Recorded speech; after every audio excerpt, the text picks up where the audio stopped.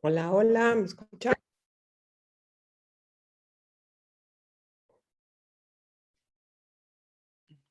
Sí se escucha, doctora. Buenos días, pero Hola, buenos días. Empiécenle, chicos.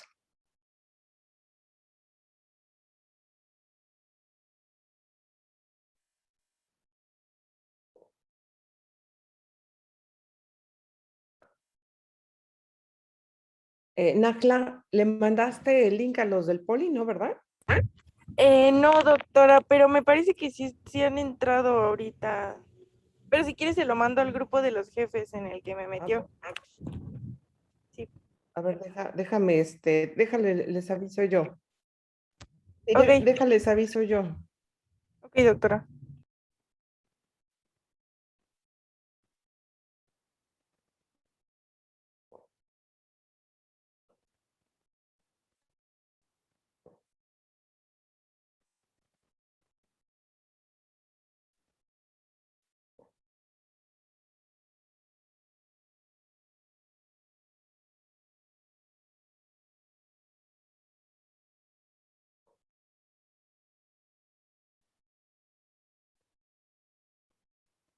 Entonces, a ver cómo teníamos pensado, empiécenle.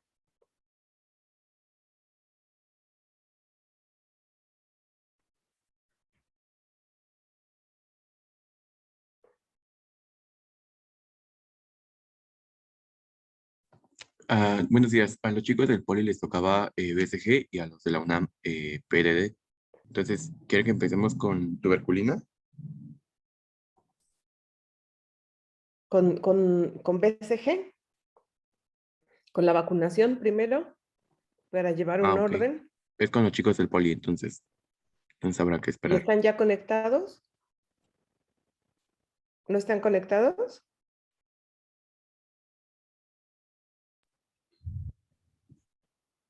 Creo que ya están empezando a entrar.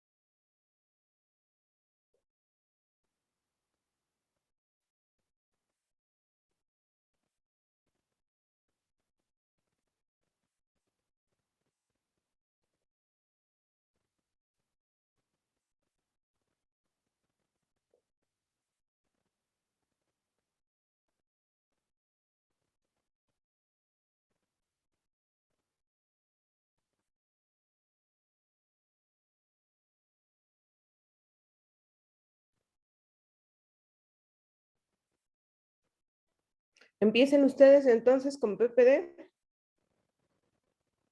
o quimioprofilaxis, ¿no? ¿Tenían?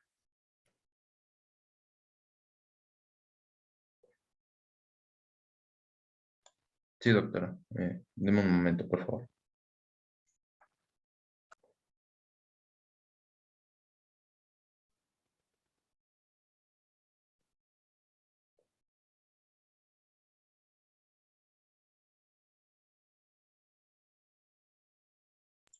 ¿Sí se ve la pantalla?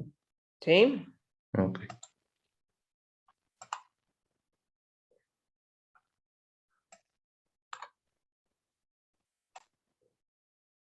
Buenos días, ¿sí se escucha bien? ¿No se escucha mucho ruido? Sí se escucha. Ok, bueno, perdón si se oye mucho ruido, es que ya estoy en el hospital, pero todavía no entro al consultorio. Eh, Nosotros somos el equipo 5. Somos mi compañero Luis Jesús Cruz Gómez, Luis Ángel García Islas, Diego González Aguirre, Altair Vázquez Ibarra y yo, Laura Sofía Rodríguez Garduño. Y vamos a hablarles de la quimioprofilaxis y la PPD o prueba cutánea de la tuberculina.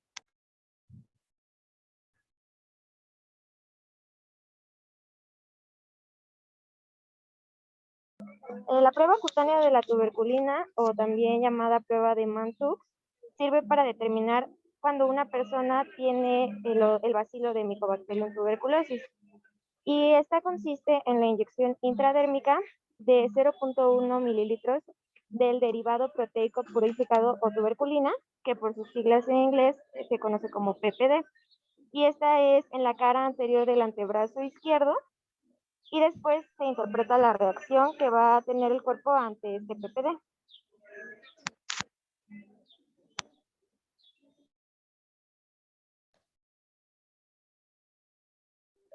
El PPD, o derivado proteico purificado de tuberculina, lo vamos a obtener por medio de un cultivo sintético de Mycobacterium tuberculosis, que después es destruido por calor y filtrado, y está compuesto principalmente de los antígenos de la pared celular de la Mycobacterium tuberculosis, que contiene, por ejemplo, glicolípidos, lipoarabinomanano, ácido micólico, y estos van a generar en los sujetos que ya han sido expuestos a los antígenos, es decir, los que ya han estado en contacto con el bacilo, va a producirse una reacción de hipersensibilidad retardada, que está mediada principalmente por linfocitos Th1.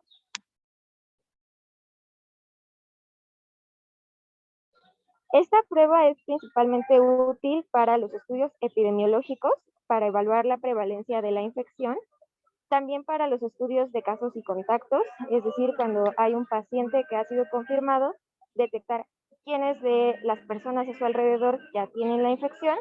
Es útil igual en el diagnóstico en niños, y para detectar una infección reciente, esto cuando un paciente primero es no reactor, no tiene la hipersensibilidad retardada, y posteriormente, si la tiene, significa que la infección pues fue reciente.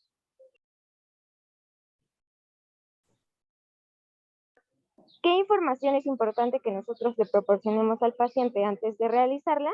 Debemos explicarle en qué consiste y por qué es importante realizársela. Se le debe informar que no debe de rascarse ni aplicar nada, a pesar de que va a presentar comezón e incluso algo de dolor. Explicarle que la reacción va a desaparecer paulatinamente y entonces no se tiene que preocupar por eso. Y es muy importante hacer énfasis en que debe regresar para la lectura de la prueba dentro de 48 a máximo 72 horas.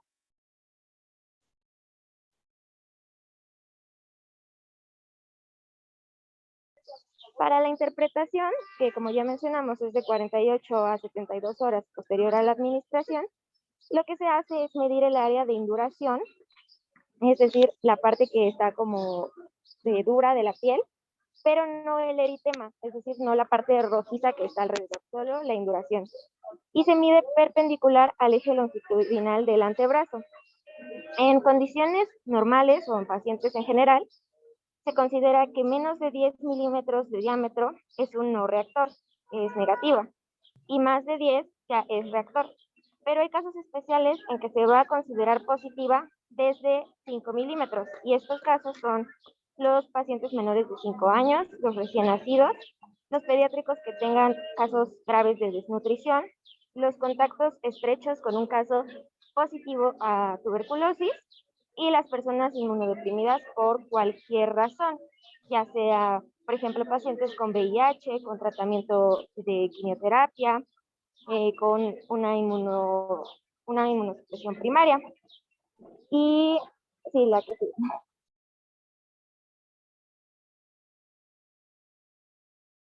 Y bueno, acá está otra vez.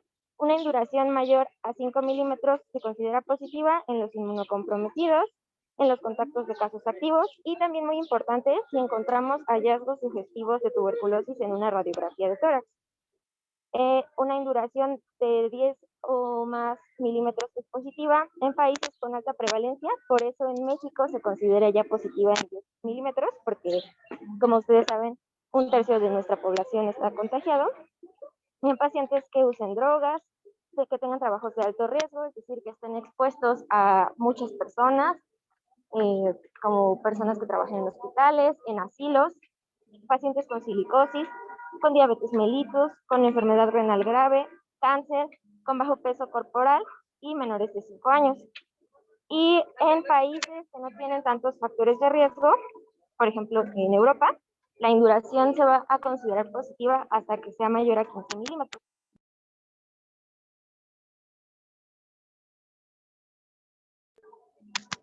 Y por último, ¿en qué casos no va a ser tan confiable? Pues esta prueba puede dar falsos negativos en pacientes que son anérgicos, es decir, que la respuesta inmune no se va a montar, sobre todo en pacientes que tengan VIH o algún inmunocompromiso, o si la infección fue demasiado reciente. Si la infección fue demasiado reciente, es decir, sucedió en las últimas 8 a 10 semanas, puede ser que todavía no se detecte. Y también puede dar falsos positivos en las personas que fueron vacunadas con BCG, que en nuestro país es la mayoría, o que han tenido vacunas recientes de virus atenuados como el sarampión. También algunas infecciones con micobacterias que no causan tuberculosis. Entonces, si nuestra prueba sale negativa, se puede realizar una segunda prueba de 1 a 3 semanas después. Y si esta segunda prueba es negativa, entonces ya la persona se considera un caso no infectado. Pero si sale positiva, pues ya se confirma que a lo mejor, bueno, que la anterior había sido un falso negativo. Y a esto se le llama efecto de refuerzo.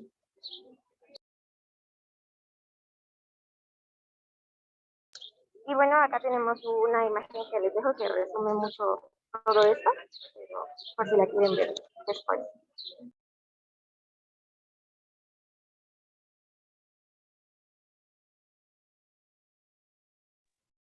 Entonces, ahora vamos a ver en quién vamos a poder y en quién no vamos a poder realizar esta prueba de tuberculina.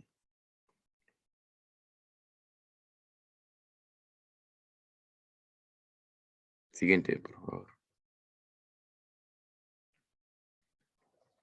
De forma muy general, vamos a ver que esta prueba de tuberculina debe realizarse a la población que presente mayor probabilidad de infección y que estas personas pues podrían beneficiarse de un tratamiento, ¿no? De ahí que tengan que ser diagnosticados oportunamente. Pero también la vamos a poder realizar en aquellas personas en las que ya se sospeche la enfermedad tuberculosa, ¿no? De igual forma para poder iniciar un tratamiento. También, como en indicaciones un poco más específicas, se le va a realizar a personas quienes tuvieron contacto con pacientes con enfermedad tuberculosa en su forma pulmonar o laringia. También pacientes que presenten infección por VIH, en quienes encontremos lesiones radiológicas que nos sugieran la presencia de una tuberculosis antigua que ya haya sido curado, pero no se realizó mediante un esquema adecuado. También tenemos, sobre todo en personas que trabajen en instituciones como lo pueden ser los hospitales, las prisiones, los asilos, incluso en centros de deshabituación de toxicómanos. Y también en personas que sean procedentes de áreas del mundo con una alta incidencia de tuberculosis, ¿no? Sobre todo personas migrantes. Siguiente, por favor. Y también vamos a identificar o a tener que realizar esta prueba en personas que presenten factores de riesgo. Estos factores de riesgo van a ser diabetes, mellitus, silicosis, en personas que hayan recibido algún tratamiento inmunosupresor o también corticoterapia, que estos hayan sido muy prolongados. También en pacientes con insuficiencia renal crónica grave, neoplasias hematológicas, cáncer de cabeza y cuello, y así también como el síndrome de mala absorción crónica o personas con bajo peso. Aquí es importante que eh, destacar que estos factores de riesgo son importantes porque en casos donde haya una ausencia de una exposición reciente, estas personas que tengan estos factores de riesgo no tienen un mayor riesgo de adquirir la infección. O sea, no porque estén en este estado comprometido o con factores de riesgo, van a tener un mayor riesgo de adquirir la infección. Sin embargo, estos factores de riesgo o estos estados de deficiencias inmunitarias de base que va a tener el paciente nos van a llevar a la posibilidad de que el paciente que ya tenga tuberculosis, pues haya una progresión con mayor probabilidad hacia una enfermedad grave. ¿Ok? Entonces, le vamos a realizar la prueba de tuberculina a pacientes que presenten estos factores de riesgo, no porque tengan mayor riesgo de adquirir la infección, sino porque en el caso de ya tenerla, ellos tienen más probabilidad de que sea una enfermedad grave. Entonces, por eso la importancia de tener que realizar esta prueba de tuberculina para poder tener un manejo farmacológico apropiado. Y bueno, también es importante que en estos pacientes que reciban corticoterapia o tratamiento inmunosupresor, se les debe realizar una prueba previamente antes de iniciar su tratamiento, eh, pues para también poder tener este manejo adecuado. Si hablamos de las pacientes embarazadas, vamos a ver que esta prueba de tuberculina no es como una prueba de tamizaje en el embarazo, ¿no? Como las podemos ver con otras enfermedades. Porque el embarazo por sí mismo no aumenta el riesgo de infección de tuberculosis. Pero en el caso de ser necesaria realizar esta prueba, se puede realizar sin ningún problema, porque va a ser una prueba que es segura y fiable en la mujer embarazada. Y bueno, vamos a tener indicaciones muy similares en la mujer embarazada, como la pueden ser casos de infección por VIH, que hayan tenido contacto con personas con tuberculosis en su forma pulmonar o laringea nuevamente, o que sean inmigrantes de áreas con alta incidencia, o que también presenten algunos de los factores de riesgo de los que ya mencionábamos anteriormente.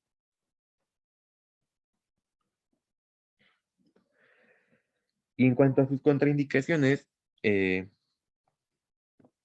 realmente son pocas y vamos a ver que va a estar contraindicado realizar en personas que ya hayan, a las que ya se les haya realizado esta prueba, pero hayan tenido una reacción grave, como lo pueden ser la presencia de necrosis, ampolla, choque anafiláctico o ulceraciones en el antebrazo, ¿no? Donde se colocó este antígeno. Y también va a estar contraindicado en personas que ya se saben positivas a tuberculosis a partir de de una prueba anterior. Entonces ya no es necesario tener que realizarla nuevamente.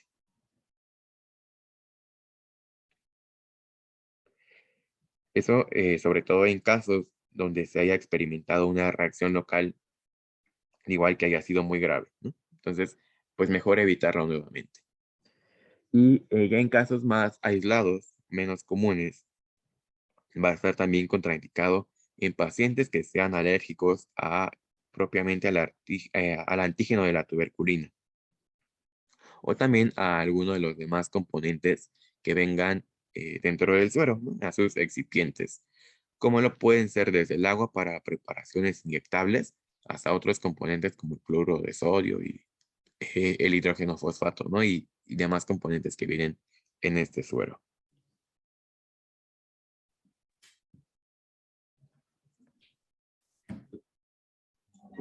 Bueno, lo que vamos a ver a continuación van a ser los efectos adversos que vamos a tener de tres tipos. Uno van a ser los más frecuentes, los poco frecuentes y los más raros. Siguiente, por favor. Bueno, dentro de los frecuentes vamos a tener los más comunes van a ser dolor, prurito, irritación y van a tener erupción. Siguiente, por favor. De los poco frecuentes vamos a encontrar cefalea, vamos a tener fiebre y vamos a tener adenopatías. Las adenopatías van a ser en el lugar cercano donde fue, digamos, puesta la prueba. El siguiente, por favor. Ya dentro de los raros vamos a encontrar como anafilaxia, vamos a tener la formación de ampollas, tener urticaria o vamos a poder llegar a tener estos efectos que van a ser necrosis cutánea.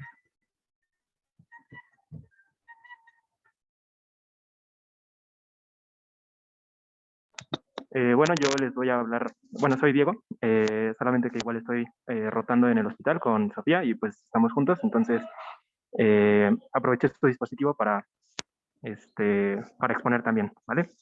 Yo les voy a hablar de los principios de la quimioprofilaxis. La siguiente, por favor. Bueno, antes que nada tenemos que saber qué es la quimioprofilaxis. Pues la quimioprofilaxis es la administración de un medicamento específico en individuos que no tienen signos ni síntomas de enfermedad tuberculosa.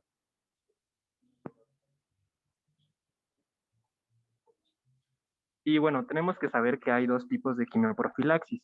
Estas se van a clasificar dependiendo de la reacción a la prueba de tuberculina. Si tenemos una prueba de tuberculina negativa, pues nuestra quimioprofilaxis va a ser una quimioprofilaxis primaria. En cambio, si tenemos una prueba de tuberculina positiva, va a llamarse quimioprofilaxis secundaria o también conocida como tratamiento contra infección tuberculosa latente, porque pues el paciente ya, como podemos ver por la respuesta a la tuberculina, pues ya estuvo expuesto a tuberculosis.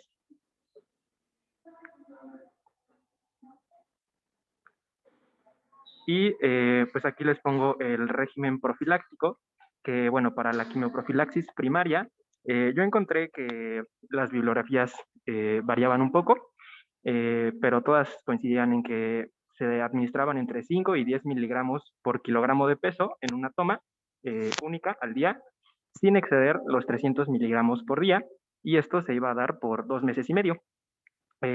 Seguido de esto, se iba a realizar la prueba de tuberculina y en caso de que esta ya saliera negativa, se podía suspender el tratamiento, pero si la prueba de tuberculina salía positiva, se tenía que continuar con la medicación hasta que se cumpliera un total de 6 a 9 meses, es decir, 6 a 9 meses ya contando los 2 meses y medios previos que se administró la quimioprofilaxis primaria. Y en el caso de la quimioprofilaxis secundaria, pues lo primero que se debe de hacer es descartar una tuberculosis activa, porque, bueno, sí, creo que se me pasó decirles, pero ahí está justo al centro, que, o sea, lo que se administra en 5 a 10 miligramos por kilogramo de peso, pues es la isoniazida. Entonces, en la quimioprofilaxis secundaria, lo primero que se debe de hacer es descartar la tuberculosis activa, porque, pues, si el paciente tiene una tuberculosis activa, pues de nada le va a servir un régimen con únicamente isoniazida. No sería el tratamiento completo y pues no le va a ayudar en nada, ¿no? Entonces, una vez que se descarta la tuberculosis activa, se tienen que administrar igual el mismo régimen, 5 a 10 miligramos por kilogramo de peso en una sola toma, sin exceder los 300 miligramos al día, pero esta va a ser por 9 meses. Así desde un principio van a ser 9 meses. Aunque pues también hay estudios que evaluando el costo-beneficio indican que 6 meses pueden ser suficientes.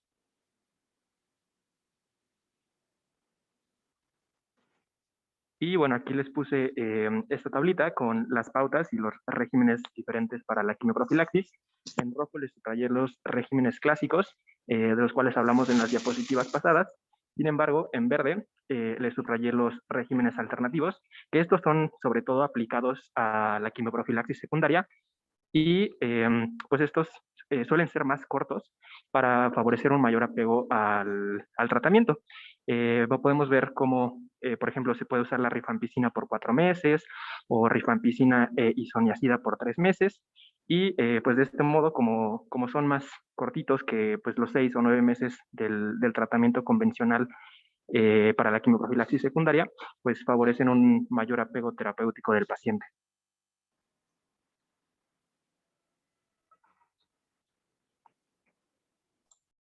Bueno, ahora vamos a ver en quiénes podemos realizar esta quimioprofilaxis. Se recomienda realizar la quimioprofilaxis primaria en aquellos jóvenes que tienen un contacto íntimo con bacilíferos. ¿A quién se le conoce como bacilíferos? Bueno, los bacilíferos son aquellas personas que van a eliminar a la micobacteria, ya sea por secreciones respiratorias como la tos o por los estornudos, o que puedan presentar una baciloscopía de esputo positiva.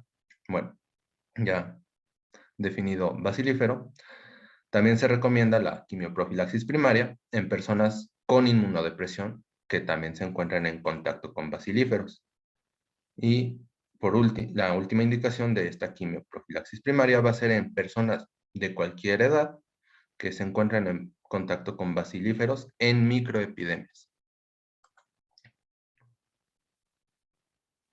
Para la quimioprofilaxis secundaria va a haber dos tipos de indicaciones. Las primeras son las prioritarias, que son en pacientes infectados con VIH, en conversores tuberculínicos, es decir, aquellos que cambiaron de una prueba negativa a una prueba positiva, de prueba de tuberculina. También se debe de realizar en miembros de microepidemias familiares y en menores de 35 años en contacto con bacilíferos.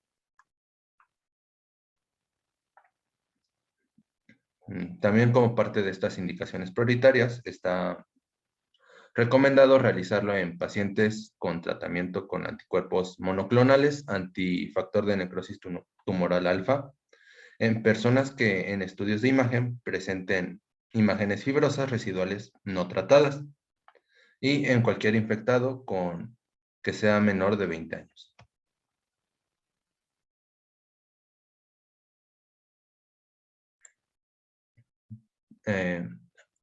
La otra parte de la quimioprofilaxis secundaria son aquellos casos que se deben de valorar de manera individual. Ejemplos de ello son los pacientes que son mayores a 35 años y se encuentran en contacto con bacilíferos, aquellos pacientes con toxicomanías, en diabéticos mal controlados, pacientes con silicosis y también pacientes en tratamiento prolongado con glucocorticoides o inmunodepresores.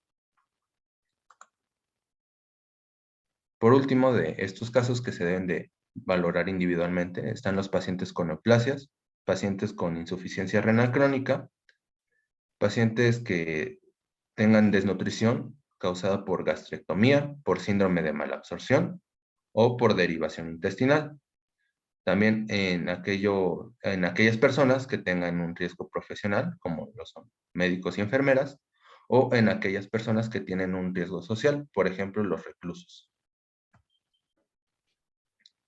En quienes no debemos de aplicar la profilaxis, bueno, respecto a la quimioprofilaxis primaria, están aquellos pacientes que tienen hipersensibilidad a isoniazida o aquellos que se exponen a cepas resistentes. En estos casos, ¿qué hay que hacer? Se debe de omitir el tratamiento por 2 meses y aplicar la prueba de tuberculina. Si hay conversión tuberculínica, se inicia la quimioprofilaxis secundaria. Si no hay esta conversión, se puede aplicar esta quimioprofilaxis primaria, ya que esta se puede repetir. ¿Y por qué se aplica de nuevo esta prueba? Bueno, debemos de saber que el paciente al que se le realiza la quimioprofilaxis primaria debe de tener un resultado negativo, porque si tiene un resultado positivo, ya es una diferente quimioprofilaxis. Y de hecho está justo en las contraindicaciones. Ahorita lo vamos a ver. A ver, vamos a situarnos un poquito en la vida real, ¿sí? Si yo, en cuanto a los tratamientos de quimioprofilaxis en México, estos están publicados en la norma oficial mexicana. Entonces, como están publicados en la norma oficial, y esta norma está a su vez publicada en el Diario Oficial de la Federación, son de seguimiento obligatorio, ¿sí? O sea que aunque en Estados Unidos usen, por ejemplo, regímenes cortos para la quimioprofilaxis, nosotros en México no los podemos usar, salvo ciertos casos, porque la norma es de seguimiento obligatorio, ¿sí? Y viene diferente a lo que están diciendo. Entonces nosotros no repetimos PPD, por ejemplo, en un paciente que es PPD negativo, ¿sí?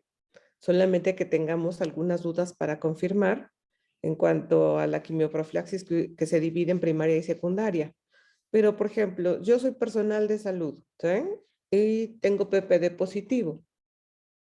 ¿Me van a dar quimioprofilaxis?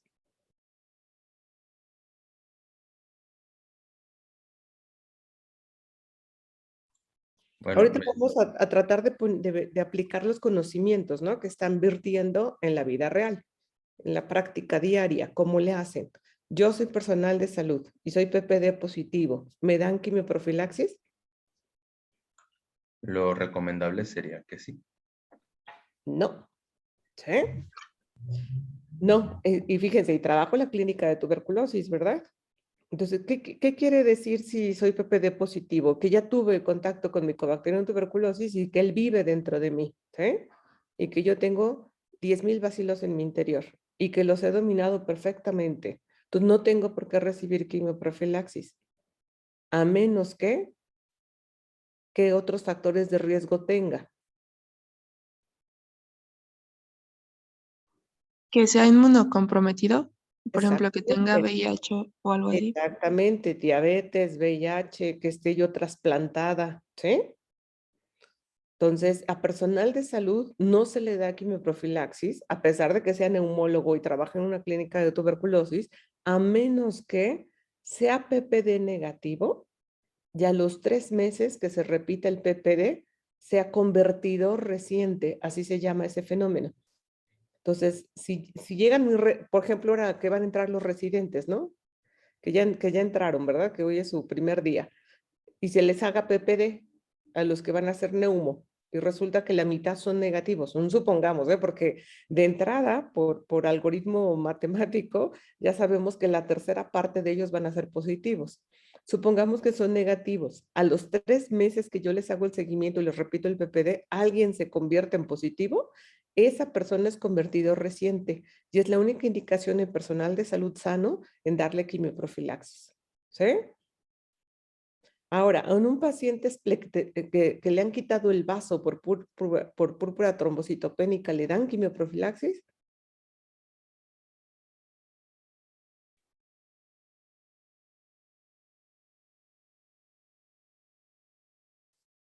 Esa indicación les faltó, por ejemplo, es una indicación especial y sí reciben quimioprofilaxis. Los que, por ejemplo, les dio cáncer de estómago y les quitaron el estómago, también reciben quimioprofilaxis, ¿sí? Ahora, un paciente VIH positivo que es mexicano y que se sube al metro de la Ciudad de México, ¿verdad? A ese paciente que es PPD negativo y es VIH positivo, ¿le dan quimioprofilaxis? Sí. Sí, por supuesto que sí, porque vive en una zona endémica y le puede dar tuberculosis, ¿sí? Entonces ese paciente VIH positivo tiene que recibir quimioprofilaxis. ¿Cuánto tiempo le doy? ¿Un año? 1 año. Un paciente diabético mal controlado que tiene un enfermo de tuberculosis en la casa, ¿le dan quimioprofilaxis? También. Primero siempre, en cualquier persona que vayan a dar quimioprofilaxis, deben de descartar tuberculosis activa, ¿eh? Siempre, ¿sí? También se le da a ese enfermo. Ahora, paciente trasplantado, ya lo trasplantaron. Eso se tiene que hacer antes del trasplante. Pero supongamos que ya lo trasplantaron y es PPD negativo. ¿Le dan quimioprofilaxis?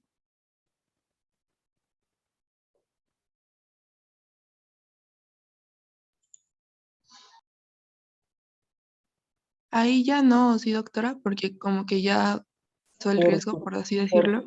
no, todos los trasplantados, mientras estén viviendo trasplantados, tienen el riesgo de que les dé tuberculosis.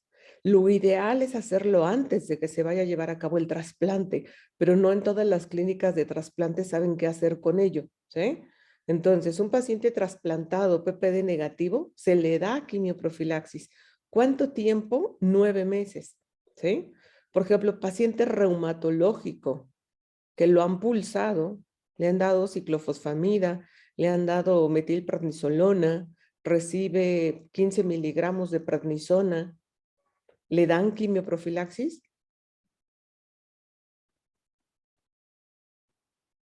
Paciente con lupus, con artritis reumatoide, con Sjögren, ¿le dan quimioprofilaxis? Esa es la vida real, ¿eh? Sí se les da, independientemente de su estado de PPD, porque son personas inmunocomprometidas y más si están recibiendo tratamiento inmunosupresor, es como los que reciben anti-TNF, ¿verdad? Entonces, les va a dar tuberculosis.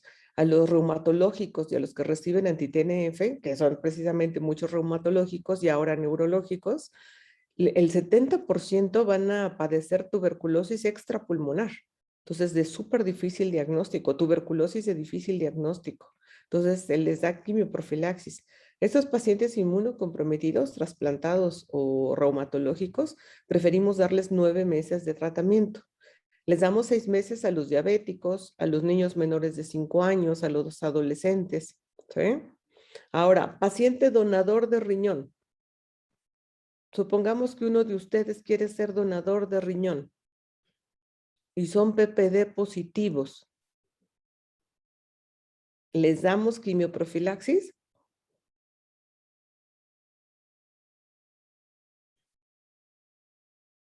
Van a ser donadores.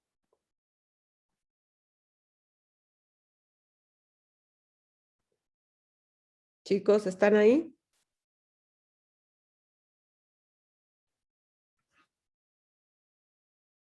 ¿No? ¿Qué hacen con un donador de riñón? ¿Desperdician el riñón? Le dice, usted no puede donar porque es PPD positivo. Imagínense, es la tercera parte de la población mexicana. No habría trasplantes, ¿no? Pues podrías ahí sí darte la profilaxis. ¿Mandé? Ahí sí te daría la profilaxis. Claro que se les tiene que dar profilaxis. Primero, descartar que no vayan a tener tuberculosis activa, porque luego sucede que sí, ¿verdad? Entonces, descartarle que no tenga TB activa. Y como es PPD positivo, tiene 10,000 bacilos en el interior. ¿Qué tal si uno de esos bacilos está en el riñón, verdad? Imagínense qué le va a pasar al paciente trasplantado que va a estar inmunocomprometido. Entonces, a esos donadores PPD positivos se les da quimioprofilaxis. Ahora, supongamos otro donador que quiere donar el riñón y es PPD negativo. ¿Le doy quimioprofilaxis?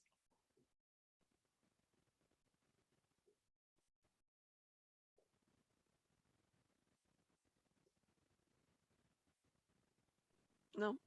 Pues no, esa es pregunta capciosa. No, no le doy quimioprofilaxis porque no está infectado por Mycobacterium tuberculosis, no tiene tuberculosis latente, es una persona normal, él va a ser donador. Lo que tengo que hacer es descartarle tuberculosis activa y permitir que sea donador. ¿Sí? Sigan, chicos, con el seminario. Ok, bueno, gracias, doctora. Ahora, respecto a la quimioprofilaxis secundaria, esta se va a dar en pacientes que se encuentran en tratamiento de una infección latente, en los que todavía no se ha descartado una tuberculosis activa. También, bueno, se contraindica, perdón. Y también se encuentra contraindicada en aquellos que tienen un tratamiento previo, ya sea correcto o incorrecto, de tuberculosis activa. Y por último, está contraindicada en aquellos pacientes con quimioprofilaxis previa, porque a diferencia de la quimioprofilaxis secundaria, de la primaria, perdón, la secundaria no se debe de repetir. Y bueno, eso sería todo por nuestra parte. Pero fíjense, chicos, les faltó cómo les descarto tuberculosis activa. Por ejemplo, yo quiero ser donadora de riñón, ¿sí? Y soy PPD positiva. ¿Cómo me tienen que descartar tuberculosis activa?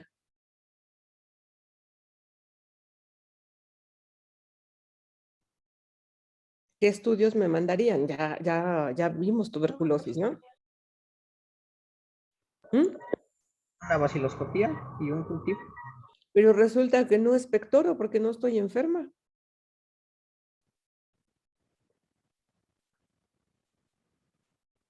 ¿Y qué voy a donar? Voy a donar mi riñón. Entonces, ¿qué estudios me pedirían? Así le hacemos en la clínica, ¿eh? En la clínica recibimos muchos pacientes que van a ser donadores de riñón. ¿Cómo los estudiamos? ¿Cómo estudiamos a los trasplantados? ¿Qué tal si ese trasplantado que me están mandando ya tiene tuberculosis? Y tiene una tuberculosis miliar, por eso está más inmunocomprometido y el PPD es negativo. Entonces, ¿qué estudios le pido? Siempre.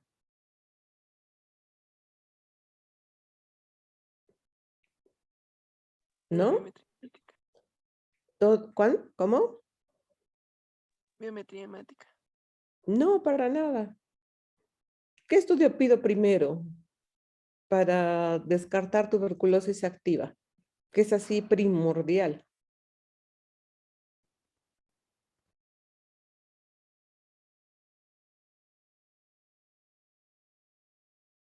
Ya vimos ¿Podría tuberculosis. ser el Ginexpert? Antes de eso,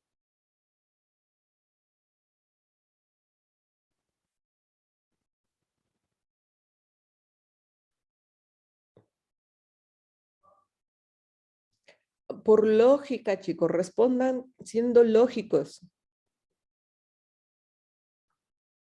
Una radiografía de tórax, todo aquel paciente, ¿verdad?, que toque la puerta en la clínica de tuberculosis, debe de tener una radiografía de tórax.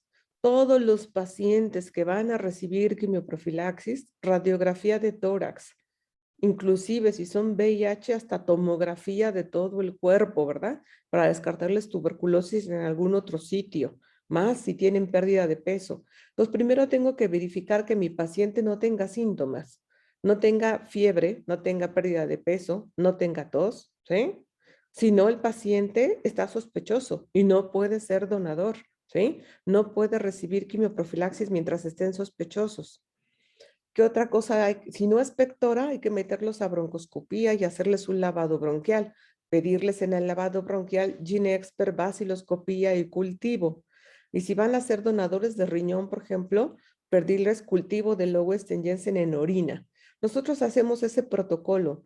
Todo aquel paciente que va a recibir quimioprofilaxis es cultivo de Lowenstein en orina y en expectoración y radiografía de tórax, ¿sí? Sigan, chicos, con el seminario.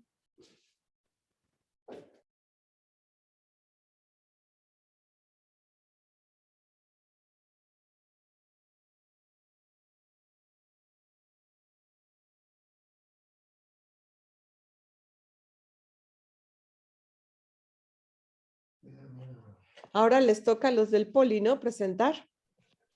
Ya, doctora, ya voy a presentar. Bueno.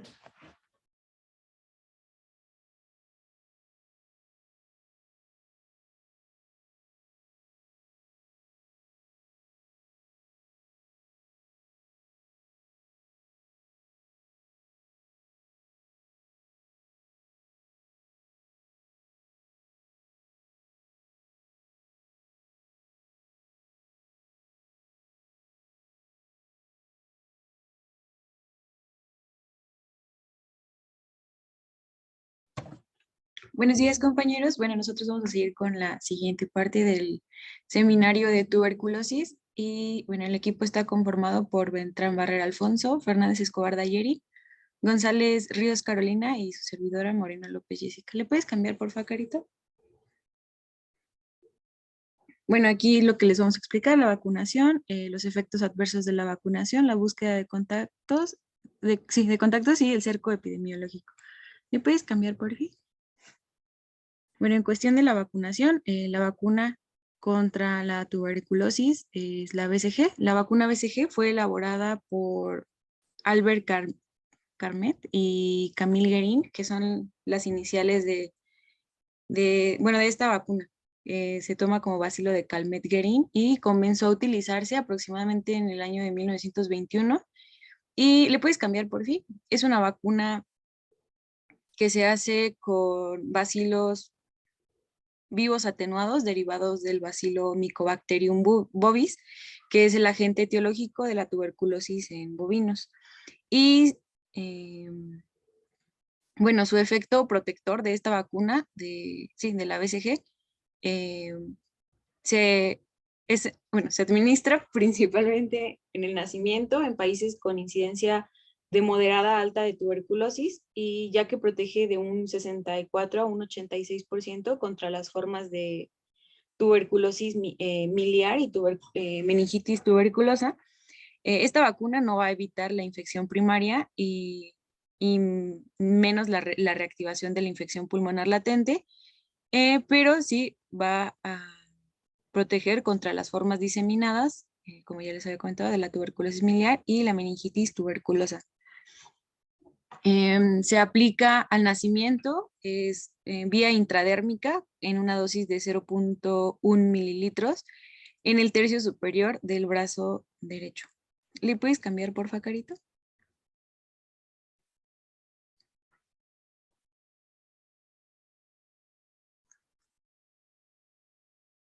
Ah, ya se cambió, es que no se ve en mi pantalla. ¿Es la indicación, no? Ah, sí, sí, ya se cambió. Bueno, la vacunación de BCG se recomienda como parte de los programas nacionales de inmunización infantil, de acuerdo con la epidemiología de la tuberculosis del país. En zonas de, bueno, las indicaciones son en zonas endémicas de tuberculosis con una endemicidad moderada a alta, en recién nacidos que pesen más de 2,5 kilos. En zonas de endemicidad baja, solamente si hay, bueno, si el paciente tuviera riesgo de exposición. Y la exposición, bueno, había leído también de esta parte de la exposición a Mycobacterium multiresistentes, pero en esta parte ya se aplica mayormente la quimioprofilaxis en lugar de la vacunación. Y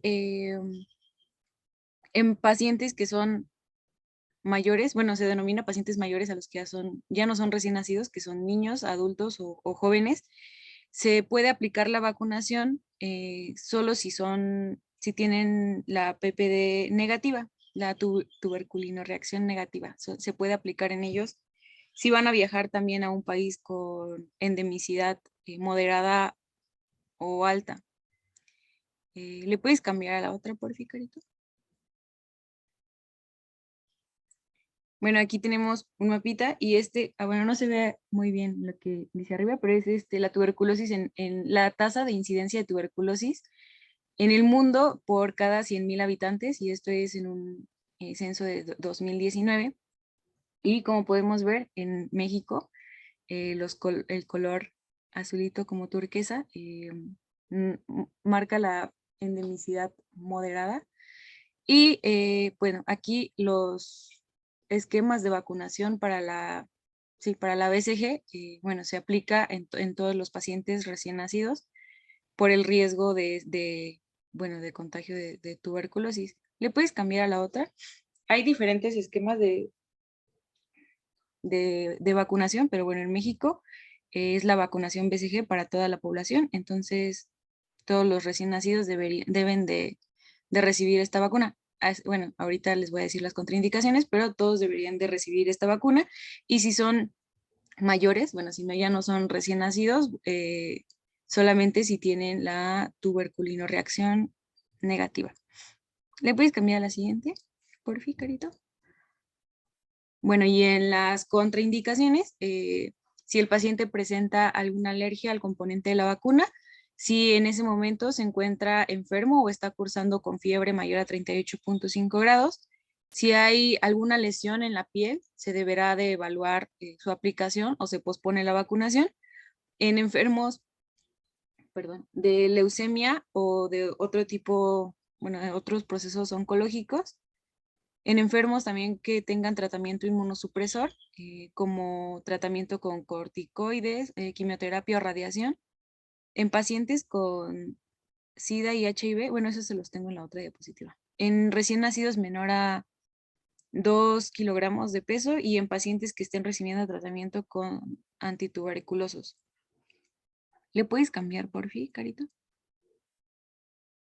Bueno, el estado de inmunodepresión o inmunocompromiso incluye a los lactantes que han sido expuestos en el útero a través de la lactancia a tratamientos inmunosupresores, y también aquí incluye a los recién nacidos, hijos de mujeres o, bueno, sí, de pacientes con HIV, bueno, HIV positivas. El embarazo también es una contraindicación, y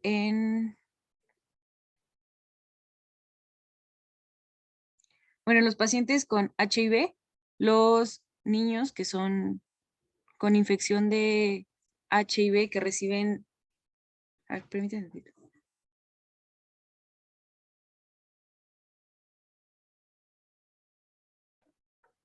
Los pacientes con HIV tienen algunas contraindicaciones en los productos que son nacidos de madres con las que se desconoce su estado.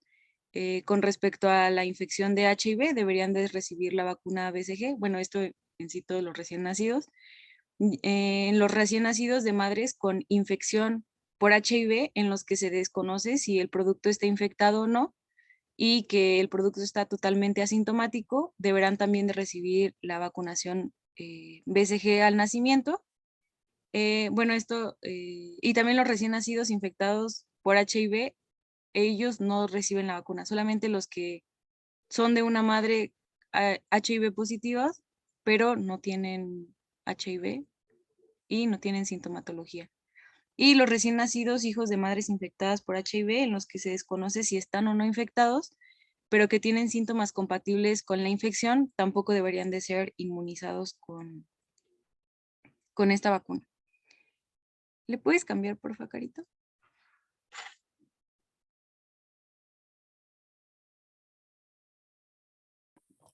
Bueno, compañeros, ahora vamos a hablar un poquito de los efectos adversos. Sí me escucho, ¿verdad? Sí, te escuchas. Va, muchas gracias. Bueno, de manera general, esta vacuna pues no suele causar fiebre o algún tipo de malestar. Y se dice pues que es bien tolerada, es una vacuna bien tolerada, pero sí es muy reactógena específicamente en el lugar de aplicación o inyección, ¿sí? Algunas semanas después de la vacunación, de aproximadamente 2 a 6 semanas, se puede desarrollar una pequeña pápula que va aumentando de tamaño y puede ulcerarse eh, un par de semanas más tarde. Y además se puede presentar engrosamiento de los nódulos linfáticos cervicales o axilares, ¿sí? Y bueno, esta pápula de la que hablamos persiste durante 2 a 3 meses y deja una cicatriz permanente. Y bueno, esta reacción como tal no requiere ningún tipo de tratamiento, ya que es una lesión que se cura pues espontáneamente, ¿sí? Y bueno, la bibliografía, de hecho, menciona que esta reactogenicidad de la vacuna BCG depende en gran medida de la cepa que se utilice y de la técnica de administración empleada. Y bueno, con una cepa y técnicas adecuadas, pues la seguridad es muy amplia, ampliamente demostrada, ¿sí? Y bueno, siguiente, por favor. Siguiente. Bueno, em,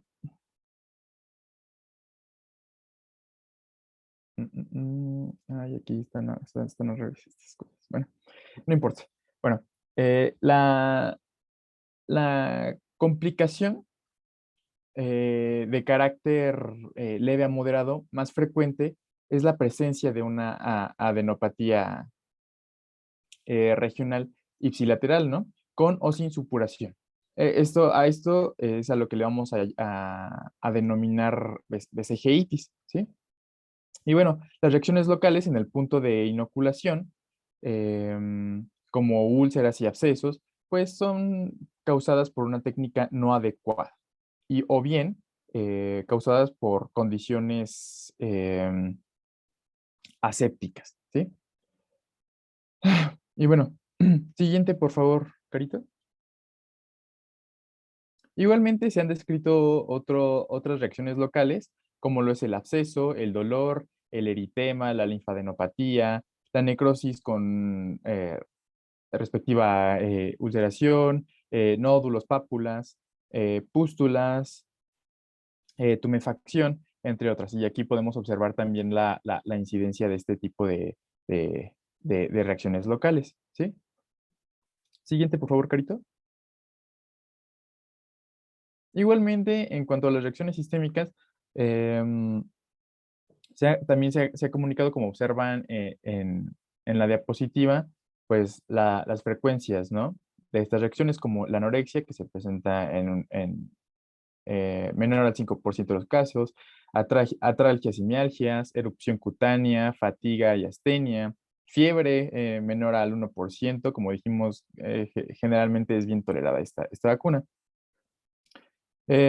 Igualmente, el riesgo de la infección diseminada, la BCG-itis, de las que que les mencioné una diapositiva antes, se presenta en 1.5 millones de pequeños por cada 4.2 millones de aplicaciones, ¿sí? Y se presenta hasta en 1%, perdón, en niños con infección por VIH o bien con inmunodeficiencia primaria, ¿sí? En los que se describe casos de tuberculosis diseminada con áreas de compromiso más allá del sitio de vacunación, como lo es la tuberculosis miliar, osteoarticular, cutánea diseminada, entre otros, ¿sí?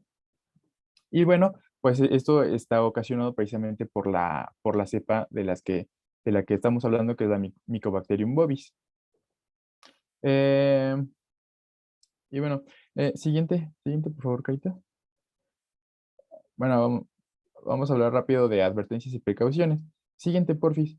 Y bueno, la bibliografía menciona que se debe realizar una prueba de tuberculina previa a la vacunación con BCG, salvo en recién nacidos, ¿verdad? Y bueno, las personas identificadas como positivas a la prueba de la tuberculina no deben vacunarse. ¿Por qué? Porque la administración de esta vacuna les podría provocar pues una reacción local grave.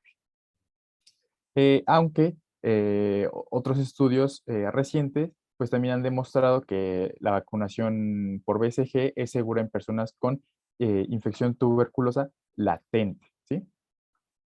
Y bueno, aunque las reacciones anafilácticas son muy raras, pues siempre hay que contar con las medidas necesarias para el manejo y el tratamiento. Y como en cualquier tipo de vacuna o aplicación de cualquier tipo de vacuna, pues se debe vigilar al paciente en caso de alguna reacción alérgica de entre 15 a 30 minutos, ¿sí? Y bueno, se dice que la inyección profunda incrementa el riesgo de linfadenitis y de formación de abscesos. Es por eso que es muy importante saber, saber realizar eh, el método de aplicación, ¿no? de esta vacuna. Y bueno, en caso de sobredosis, pues se puede presentar una linfadenitis supurativa benigna que se va a curar de manera lenta y espontánea, ¿sí? Y en casos excepcionales, pues se puede desarrollar una infección generalizada por esta vacuna BCG. Pero como dijimos, se cura de manera lenta y espontánea. Siguiente, por favor, Carita.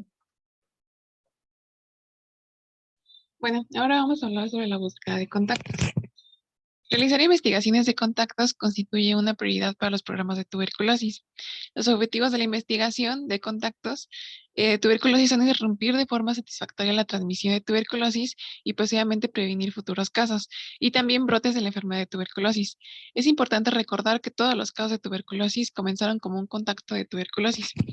Y bueno, para eso tenemos que ver ciertos conceptos clave para poder entender esto. Vamos a tener que un caso es la persona presuntamente con la enfermedad de tuberculosis o con el diagnóstico ya confirmado. Algunas veces se conoce como caso inicial o paciente inicial. En el caso original va a ser un paciente con la enfermedad de tuberculosis que es responsable de la transmisión de Mycobacterium tuberculosis a otras personas. O sea, es un paciente que pues ya es diagnosticado, que ya es positivo. El caso inicial, pues va a ser el caso inicial obviamente de tuberculosis que genera una investigación de contactos. A partir de aquí ya se comienza a buscar los contactos o con las personas que ya están en contacto con este paciente. El caso secundario va a ser después de una exposición ya conocida y bueno, generalmente está relacionado con un caso inicial en una investigación. A lo mejor este caso secundario estuvo en contacto con el caso inicial y pues obviamente al ser ya diagnosticado y dado positivo, pues obviamente se convierte en un caso secundario. Los contactos van a ser personas expuestas a alguien con la enfermedad de tuberculosis infecciosa. Este término puede incluir familiares, compañeros de habitación o de vivienda, amigos cercanos, compañeros de trabajo, compañeros de clase, etc. Los casos prioritarios van a ser contactos con el riesgo más alto de contraer la infección o la enfermedad de tuberculosis. Y pues bueno, el entorno agregado va a ser el entorno en el que un grupo de personas reside, se reúne o se congrega por cierto periodo de tiempo, ya sea limitado o prolongado, y pues obviamente si hay una proximidad física. Como ejemplo se puede mencionar como prisiones, residencias para adultos mayores, escuelas y refugios para personas sin hogar.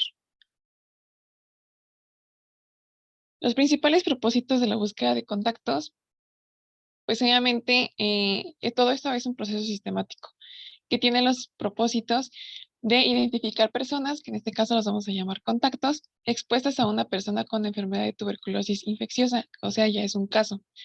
Evaluar contactos en cuanto a infección por micoacción tuberculosis y la enfermedad de tuberculosis y brindar el tratamiento adecuado para los contactos o la enfermedad de tuberculosis. ¿Quiénes son los contactos de tuberculosis? Bueno, los contactos, como ya les había comentado hace un rato, van a ser las personas que han compartido el espacio aéreo con una persona de la enfermedad de tuberculosis infecciosa. Estas personas pueden incluir miembros del hogar, amigos, compañeros de trabajo, de clase, etc. Durante una investigación de contactos, los investigadores de salud pública van a identificar los contactos al entrevistar el caso de tuberculosis, y es el caso inicial, y pues obviamente a partir de aquí visitar los lugares en los que haya estado mientras pues estuvo, que haya podido generar algún contagio, por así decirlo. Es muy importante valorar estos contactos de tuberculosis, ya que encontrar y evaluar rápidamente a los contactos por infección y enfermedad de tuberculosis, pues nos va a ayudar, como les había comentado hace un rato, sobre los objetivos y la importancia, pues, a controlar que no haya contagios futuros y, pues, obviamente tratar de disminuir estos contagios.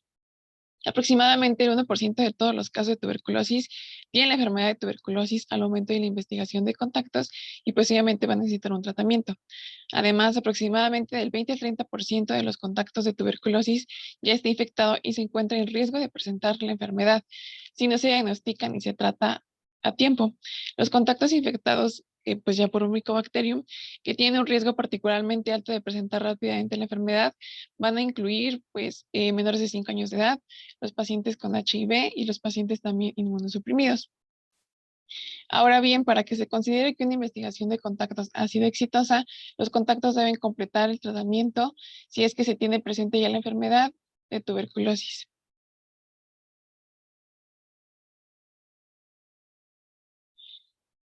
Ahora bien, ¿quién debe realizar la búsqueda de contactos? Pues bueno, los departamentos locales y estatales de salud son legalmente responsables de la prevención y del control de tuberculosis en sus comunidades. De esta manera, son responsables de asegurar que se realicen investigaciones de contactos para los casos de tuberculosis ya notificados. Aun cuando los pacientes reciban atención fuera del departamento de salud, o sea, sí o sí se tiene que comenzar ya a investigar esta búsqueda de contactos. Aunque los departamentos de salud son responsables de realizar la investigación de contactos, se puede dar la se puede dar algunos pasos en una investigación de contactos con personas programadas fuera de, el departamento de salud. Por ejemplo, si la transmisión de Mycobacterium tuberculosis se produce en un centro de atención médica, la investigación de contactos puede incluir a otro departamento o hasta departamentos epidemiológicos y profesionales de control de infecciones. Cuando se deleguen las actividades de investigación de contactos, el Departamento de Salud debe trabajar con las personas involucradas para garantizar que acaten las políticas y los procedimientos locales, ya que algunas veces a lo mejor los pacientes no se acuerdan o no quieren decir, a lo mejor por algún tipo de miedo que pueda propiciar o que piensen que están haciendo o que están afectando a terceros.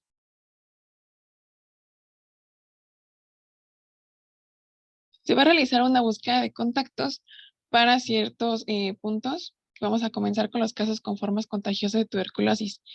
Aquí se va a dividir en dos, que va a ser los casos confirmados de tuberculosis. Aquí se va a requerir una investigación de contactos para todos los casos confirmados que muestren formas contagiosas de la enfermedad de tuberculosis.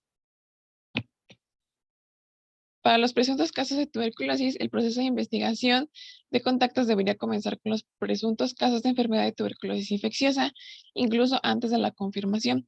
Este incluye a las personas con frotis esputo positivo y un resultado positivo a la prueba de amplificación de ácido nucleico.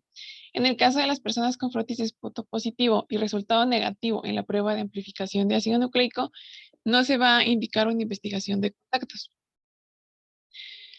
Por lo contrario, si tenemos un paciente con frotis de esputo negativo o en los que se haya finalizado este frotis de esputo, Se debe comenzar con el proceso de investigación de contactos si el caso muestra hallazgos anormales también en una radiografía de tórax, que vayan a conducir pues allá una enfermedad de tuberculosis. En los presuntos casos con resultado negativo de frotis de esputo y sin cavidades pulmonares, solo se debe considerar la posibilidad de llevar a cabo una investigación de contactos por ciertos casos.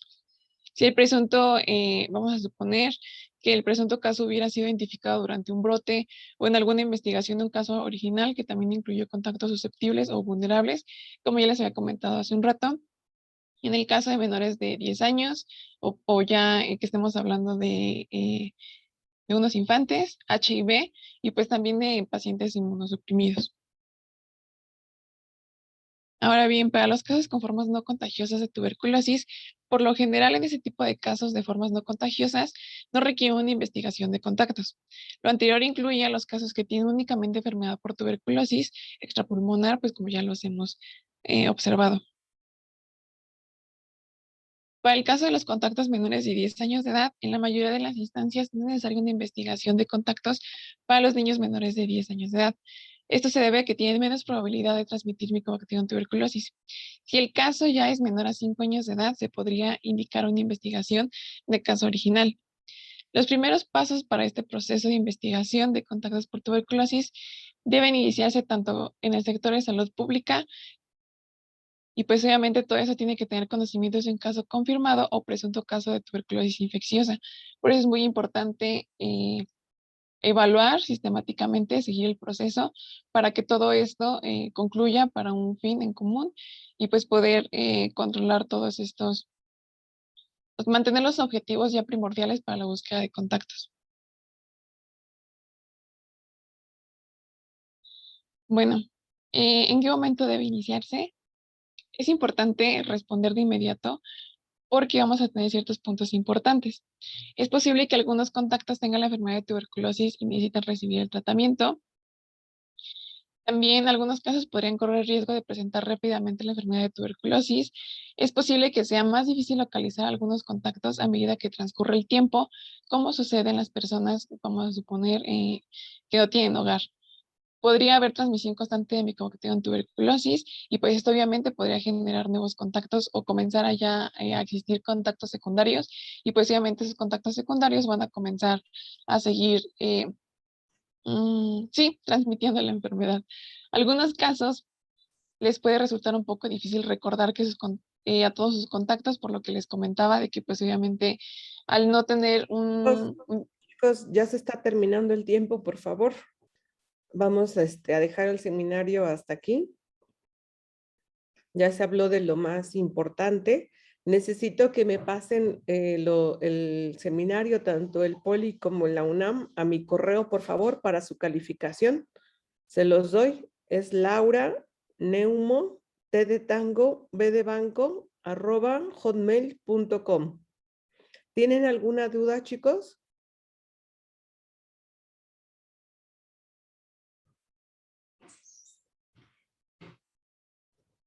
¿Ninguna, doctora. ¿Mandé ninguna duda con el seminario? No, doctora. No, ¿puede repetir su correo, por favor? Laura Neumo, T de tango, B de banco, @hotmail.com. lauraneumotv@hotmail.com. Gracias. Me mandan ahí los seminarios, tanto los chicos del Poli como los de la UNAM, para yo emitir sus calificaciones a sus profesores titulares. Bueno, chicos, si no tienen ninguna duda, ya damos por visto el tema, ¿sí? Cualquier cosa estoy para servirles. Entonces nos vemos en las rotaciones. Que tengan buen día, cuídense mucho. Gracias, doctora. Gracias, doctora, igualmente. Doctora, igual, buen día.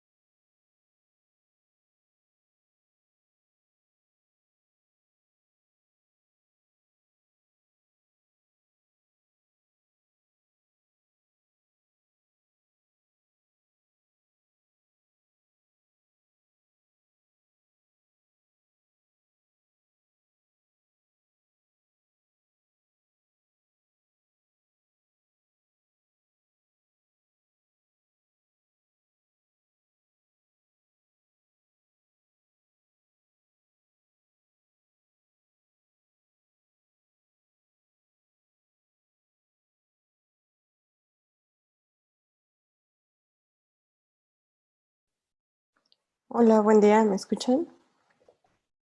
Buenos días, ¿sí se escuchan? Ok, nada más somos 15.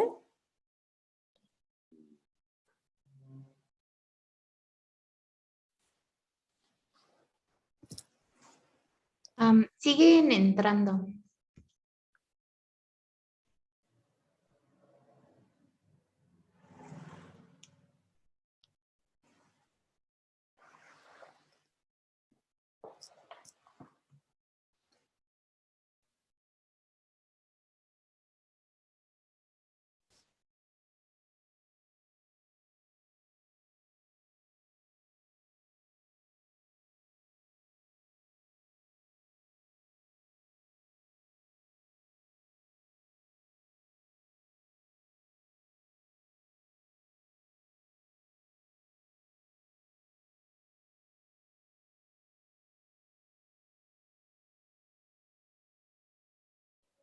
Este es el grupo de la doctora Escobedo, ¿cierto?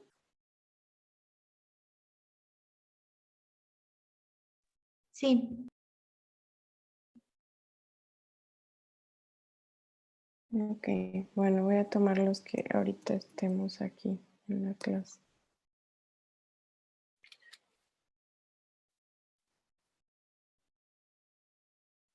Ok, bueno, entonces, en cuanto a enfermedades intersticiales, es un tema bastante complejo, incluso yo siempre les digo que es de los que requieren un abordaje pues más amplio. Dentro de todas las enfermedades que nosotros vemos, asma, EPOC, todos estos, estas son de las que requieren un abordaje un poquito más amplio. Vamos a ver esta de la definición, las más comunes, un poquito enfocado al diagnóstico y al último, como algunas características de las intersticiales más comunes.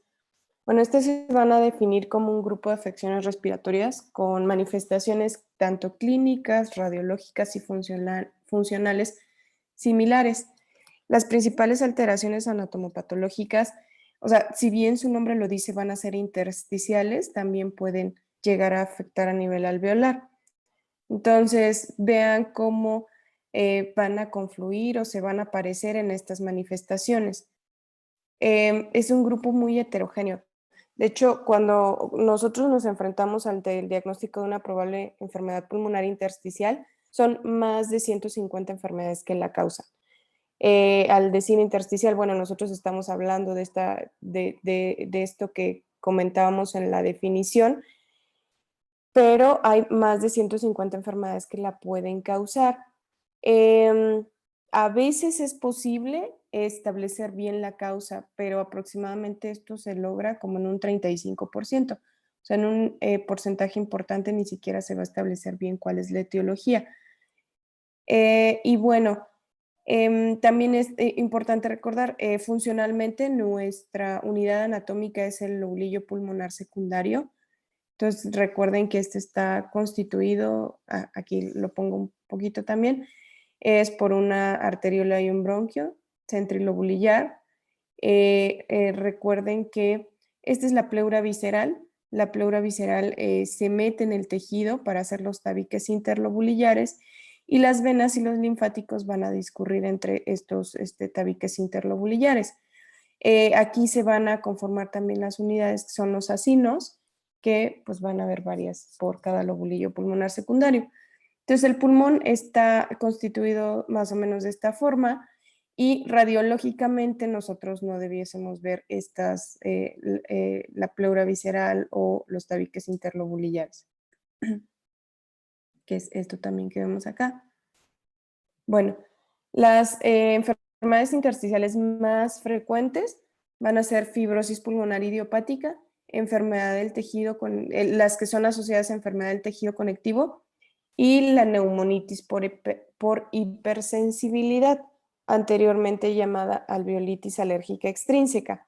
Entonces, nuevamente, la fibrosis pulmonar idiopática, que como su nombre lo dice, pues no hay una etiología así como en específica. Todas las enfermedades del tejido conectivo, principalmente, por ejemplo, esclerosis sistémica, recuerden que estas enfermedades, vaya, son sistémicas y pueden tener afectación a varios niveles. Entonces aquí podemos encontrar las asociadas a esclerosis sistémica, artritis reumatoide, a algunas dermatomiositis. Entonces, estas enfermedades autoinmunes también se pueden asociar con manifestaciones pulmonares. Y la neumonitis por hipersensibilidad, que te da por exposición a polvos orgánicos, que esto es como la neumonía del granjero que le llamaban anteriormente. Los cambios, pues va a haber, primero va a cursar con una zona de inflamación y en la evolución natural de la enfermedad, pues si esto progresa se va a volver fibrosis, ¿no? Entonces, radiológicamente, si ustedes recuerdan que nosotros decíamos que habían radiopacidades o imágenes radiolúcidas, que el patrón puede ser reticular o puede ser nodular. Generalmente las enfermedades intersticiales cursan con imágenes radiopacas reticulares, que como su nombre lo dice, van a ser difusas. Entonces, característicamente la afectación va a ser difusa y bilateral. Si nosotros viéramos una imagen como muy localizada, por ejemplo, en algún lóbulo o en alguna región específica, pues eso hace dudar de que sea una enfermedad intersticial.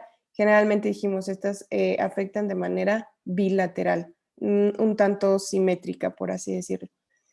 Y vean cómo en la tomografía también, aquí están estas imágenes que de hecho ya se están volviendo imágenes quísticas, pareciera que está haciendo lo que se conoce como un panal de abeja, y todas estas imágenes más hiperdensas, ¿no? Como reticulares. Dijimos que generalmente todas esas estructuras anatómicas en un pulmón normal no debiesen de verse. Esta parte de la prevalencia es complicada porque también está en relación, uno, hay poca información, y dos, está en relación al tipo de intersticial que hay. Ya vimos que estas, por ejemplo, las 3 que les comenté, pues son de las más frecuentes, pero hay muchas otras. Entonces, en esta tomografía también vemos estas imágenes quísticas, ese panal de abeja. En una etapa inicial, recuerden que vimos esto que es el vidrio deslustrado. El vidrio deslustrado tiene esta imagen un poquito tendiendo a ser hiperdensa, pero que deja ver las estructuras subyacentes, a diferencia de la consolidación, en la cual no podemos ver estructuras subyacentes. Entonces, vidrio deslustrado, vean que es simétrico y bilateral. Actualmente, por ejemplo, de hecho con la pandemia, la manifestación tomográfica simula mucho estas enfermedades intersticiales. De hecho, el COVID se caracteriza por vidrio deslustrado bilateral subpleural. Esta es la clasificación. Se clasifica en 3 grupos. El primero de ellos son las neumonías intersticiales idiopáticas. Este grupo de enfermedades en años recientes ha tenido mucho auge por la introducción de nuevos medicamentos. Sobre todo, la principal indicación es para fibrosis pulmonar idiopática. Entonces, perdón, antes me voy a ir. Están las idiopáticas, las de causa conocida y las que pues no tienen un proceso bien definido. Entonces, las idiopáticas, la principal es fibrosis pulmonar idiopática, y la otra es la neumonía intersticial no específica, la NINE. Si nos damos cuenta, hay algunas otras, como neumonía escamativa, neumonía organizada criptogénica. Digo, creo que es bien complicado. Yo les decía, bueno, cuando nosotros abordamos al paciente, hay que ver si se puede clasificar en alguna de estas, pero eso ya es un poquito en relación al abordaje que va a hacer el especialista en área respiratoria. Nada más conocer que incluso también estas mismas, las idiopáticas, se pueden clasificar de acuerdo a que si son crónicas, si son asociadas a tabaco o si son de presentación aguda, ¿no? De aquí nada más probablemente la parte importante, que uno de los grupos son las neumonías intersticiales idiopáticas, y entre estas las más comunes es fibrosis pulmonar idiopática, y otra que vale la pena mencionar es NINE, que es neumonía intersticial no específica. De las de causa conocida, ya les había comentado, enfermedades del tejido conectivo, esclerosis sistémica, artritis reumatoide principalmente, te pueden ocasionar este tipo de enfermedades. Exposición a polvos inorgánicos. Recuerden que cuando son inorgánicos son las neumoconiosis. Dentro de las más frecuentes, por ejemplo, están asbestosis o beriliosis. O sea, esta exposición crónica muchas de las veces es por algo laboral. Puede ocasionar también enfermedades intersticiales. Hay algunos fármacos o por radioterapia, y lo que les comentaba de polvos orgánicos, que anteriormente este era el nombre, alveolitis alérgica extrínseca, y actualmente neumonitis por hipersensibilidad y algunas pues hereditarias. Y estas son como a procesos no bien definidos, es decir, como otras raras que no están bien clasificadas en las otras dos. Está sarcoidosis, proteinosis, linfangioleiomyomatosis, histiocitosis, amiloidosis, o sea, las eosinofilias pulmonares. Entonces, si se dan cuenta, son enfermedades más raras. De todo esto, nada más comentar que está clasificado en 3 grupos. Acuérdense que las idiopáticas son estas 2 que comentamos, las de causa conocida, pues porque justo tienen una enfermedad bien definida que está originando la enfermedad intersticial y bueno, otros procesos que van a ser un poquito más raros. Otra manera de verlo es esto que comentábamos, por ejemplo, causa conocida, dijimos las enfermedades del tejido conectivo, las enfermedades ocupacionales, asbesto, berilio, los medicamentos, habíamos dicho, amiodarona, nitrofurantoína pudiera ser, y neumonitis por hipersensibilidad. Aquí hay un grupo que se queda como aquí, lo dejamos aquí como un poquito en el aire, se refiere IPAF. IPAF, por sus siglas en inglés, es neumonía intersticial con hallazgos autoinmunes. Ustedes van a ver en el curso de su carrera, cuando vean algunas enfermedades reumatológicas, que para, por ejemplo, decir que un paciente tiene lupus, tiene que cumplir con ciertos criterios. Por ejemplo, que tiene que, o sea, el Colegio Americano de Reumatología te dice, necesita estos criterios y tal. Generalmente es así para muchas de estas enfermedades. Este grupo de enfermedades casi siempre se refiere a enfermedades que no cumplen completamente con estos criterios, pero que tienen como algunos datos, por eso se llama con hallazgos. Y para fines prácticos se tratan como si tuvieran la enfermedad del tejido conectivo. Pero nada más es como para que tengan este concepto. Y las de causa desconocida, ya dijimos, las idiopáticas, dijimos FPI y la NINE son las más frecuentes, y bueno, existen otras como más raras, ¿no? Para el diagnóstico, pues es la historia clínica sí es muy importante porque vean que es bien complejo la clasificación y establecer cuál de esas más de 150 causas es la que está originando la enfermedad intersticial. Entonces, hay que interrogar, por ejemplo, el antecedente de tabaquismo, porque ya vimos que algunas se relacionan a tabaquismo. Lo de ocupación, por si estuvo expuesto a algunos polvos inorgánicos que te originen neumoconiosis, por ejemplo, la exposición a algunos fármacos, la exposición, la exposición, por ejemplo, a los polvos orgánicos, y vean todos estos pues, síntomas o manifestaciones también porque nos pueden orientar esto, si nos damos cuenta, por ejemplo, esto de rash, o que si tiene síntomas oculares o mialgias, artralgias, o sea, incluso dependiendo de cada una de las enfermedades del tejido conectivo se tendría que hacer el interrogatorio. De hecho, otra de las cosas es que para el abordaje, el diagnóstico y el tratamiento tiene que ser multidisciplinario, es decir, no solo interviene el neumólogo, también tiene que intervenir el reumatólogo, el patólogo de preferencia pues con conocimiento en esta área pulmonar, y también el radiólogo, justo porque son muchas las posibilidades.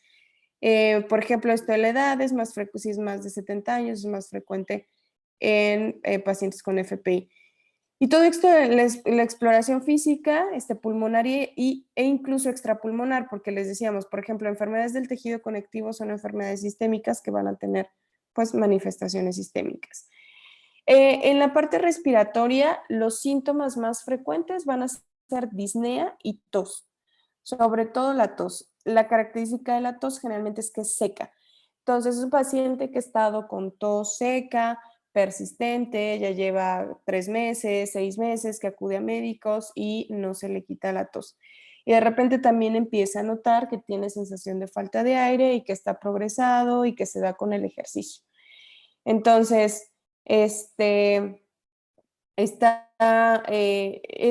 con esto, disnea y tos, ¿no? Pues aquí, además de pulmón, hay que ver todo lo de la piel, por lo que les comentaba, principalmente por las enfermedades del tejido conectivo, a nivel de ojos, glándulas salivales y otros sistemas, ¿no? Y estas pues son, ya habíamos comentado en algunas, seguramente en algunas clases lo han visto, las uñas en vidrio de reloj, que generalmente lo que nos están hablando es de hipoxemia crónica. Es decir, cuando nosotros vemos estas manifestaciones es que ya tiene un buen rato con la hipoxemia. Esto de la bueno, en cuanto al acercamiento diagnóstico, también hay que ver qué herramientas nosotros tenemos. Recuerden que el primer estudio con el que nosotros contamos es la tele de tórax, que dijimos que esta es la postero anterior. Dijimos que se va a caracterizar por imágenes reticulares, bilaterales y que están diseminadas. Este es un acercamiento, si nos damos cuenta es una radiografía que no está pues normal. En el caso de las pruebas de función respiratoria ya les había comentado que estas se van a clasificar y que pues por ejemplo en la espirometría que dijimos que vamos a encontrar habitualmente en un paciente con enfermedad intersticial.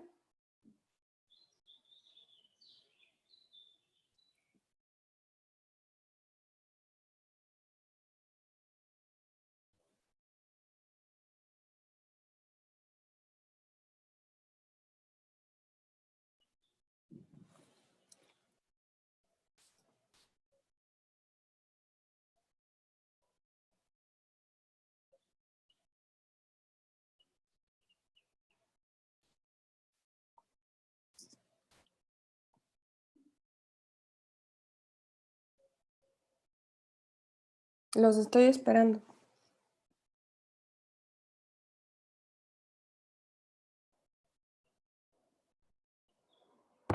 ¿Sería un patrón restrictivo? Dijimos que un patrón sugerente de restricción. Que esto es lo que ya habíamos visto en la clase de intersticiales. Entonces, lo más importante que yo digo de PFRs, entonces lo más importante es que va a ser un patrón sugerente de restricción. En la pletismografía, que dijimos que mide volúmenes pulmonares, pues va a ser confirmar la restricción. Y la difusión, ¿cómo dijimos que iba a estar?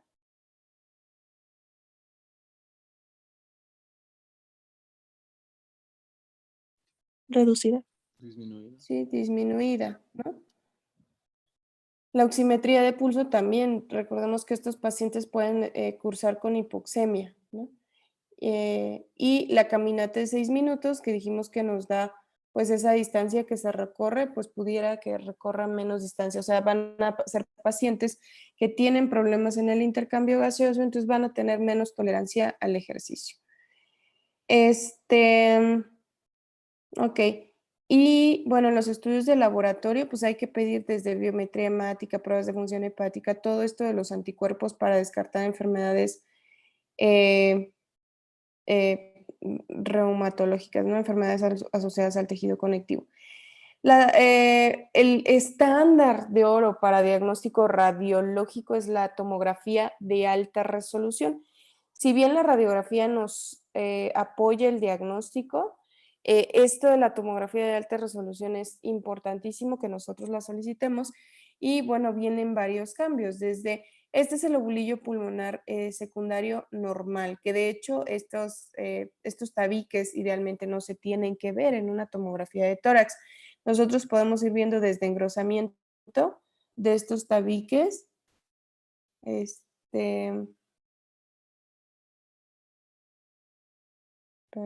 engrosamiento de estos tabiques o engrosamiento en la parte adentro de estos tabiques, o sea, sería interlobulillar o intralobulillar, engrosamiento también broncovascular, puede haber, por ejemplo, aquí en las cisuras o en los septos interlobulillares, un patrón nodular, puede haber quistes, puede haber, recuerden, vidrio deslustrado es esta imagen como más radiopaca, pero que deja ver las estructuras subyacentes, y la consolidación es que ya no deja ver nada abajo, o sea, es más sólido y tiene broncograma aéreo.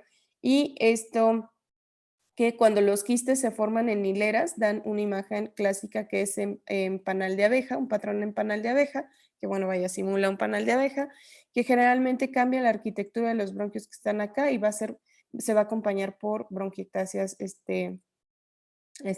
bronquiectasias por tracción.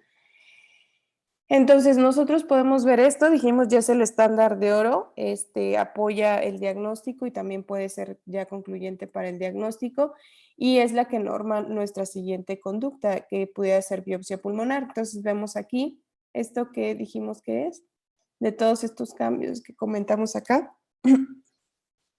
todas estas imágenes más hiperdensas que dejan ver las estructuras subyacentes. Vidrio Deslustrado. Ese es vidrio deslustrado, ¿no? Bilateral. Vean cómo acá ya empieza a hacer estas imágenes quísticas. Este es un bronquio, este es una bronquiectasia por tracción. Este es un algoritmo, no nos vamos, permítanme.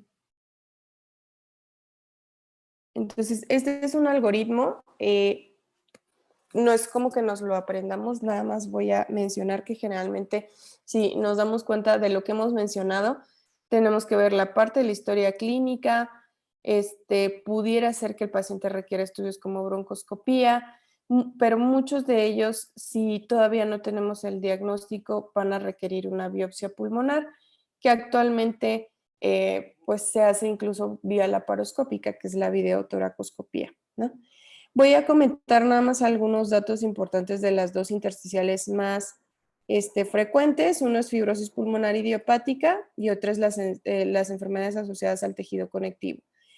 De la fibrosis pulmonar idiopática va a ser más frecuente en adultos de más de 60 años. Generalmente se va a caracterizar por disnea y deterioro pulmonar. La supervivencia sin tratamiento en general es de 2 a 3 años. Esta imagen representa cuál es la progresión de estos pacientes, porque así como en EPOC, si ya vieron en EPOC van a ver que hay distintos fenotipos, también lo hay en fibrosis pulmonar idiopática, es decir, va a haber aquel paciente que se va a mantener estable, otro que va a tener progresión lenta y otro que va a tener una progresión muy rápida, lo vamos a ver caracterizado por que va a tener progresión en los síntomas, en las manifestaciones radiológicas y deterioro en las pruebas de función respiratoria y en la tolerancia al ejercicio. Recordar que de acuerdo a la clasificación dijimos que esta corresponde a las neumonías intersticiales idiopáticas, ¿no? Hay varios factores de riesgo, desde el tabaquismo, factores ambientales, reflujo gastroesofágico, diabetes, coagulopatía, y se ha hablado de predisposición genética. En realidad hay muchos factores, sin embargo, pues se considera idiopática porque no hay un agente causal bien establecido. Esta predisposición, incluso por ejemplo en pacientes que tienen fibrosis pulmonar idiopática ya conocida, pues van, o sea, si sabemos que un familiar tiene esta predisposición, tenemos que investigarlo, pues, o sea, si tiene antecedentes de familiares con fibrosis pulmonar idiopática. Por eso, por ejemplo, en historia clínica es importante interrogar de familiares que tuvieran algunas enfermedades pulmonares diagnosticadas, ¿no?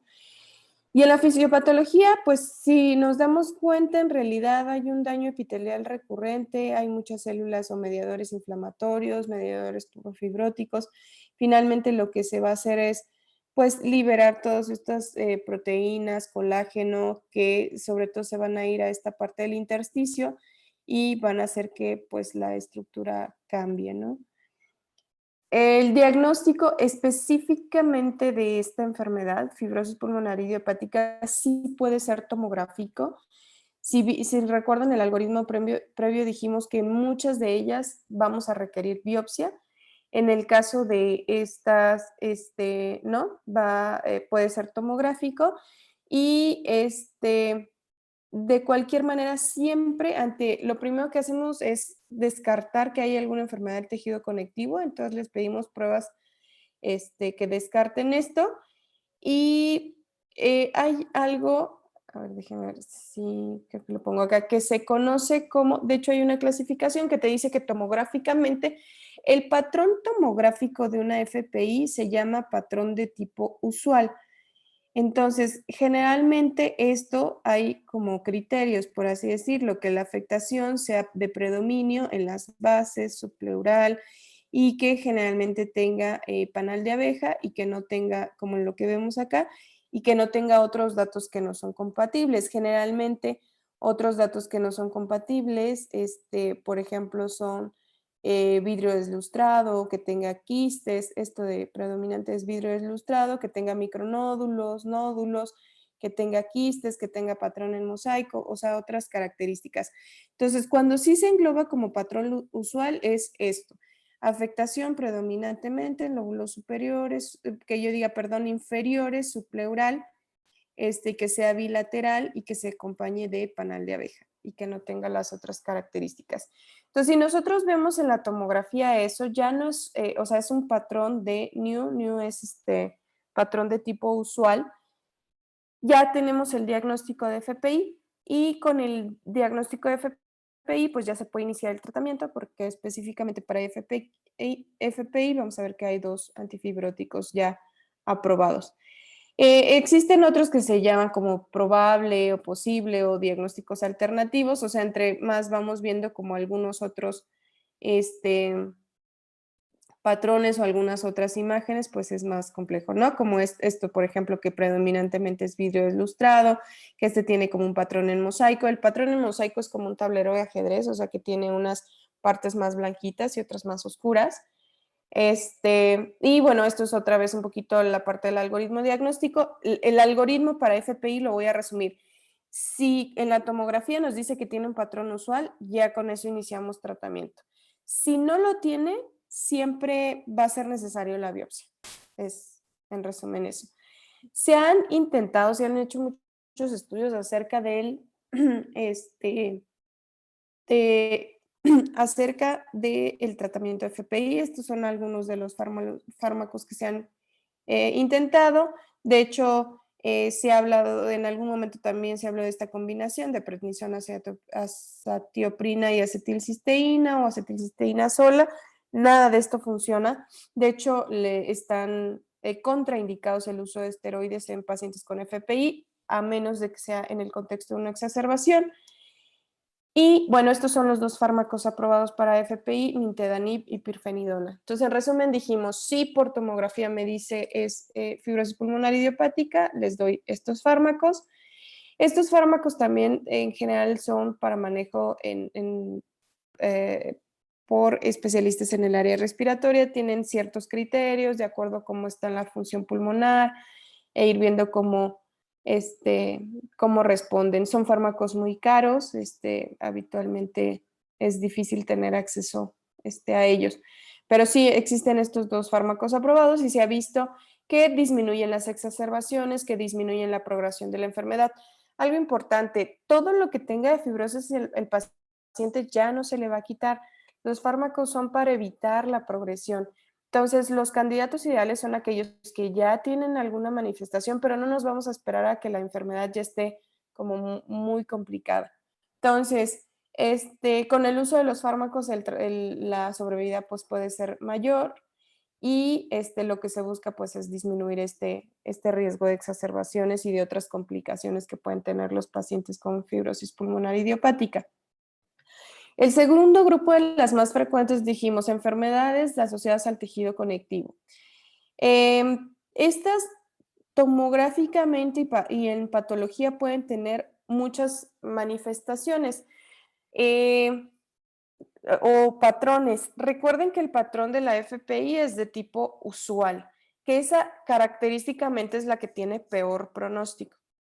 En el caso de enfermedades intersticiales pueden tener algunos otros patrones, como no específica, linfoidea, daño alveolar difuso, descamativa, criptogénica.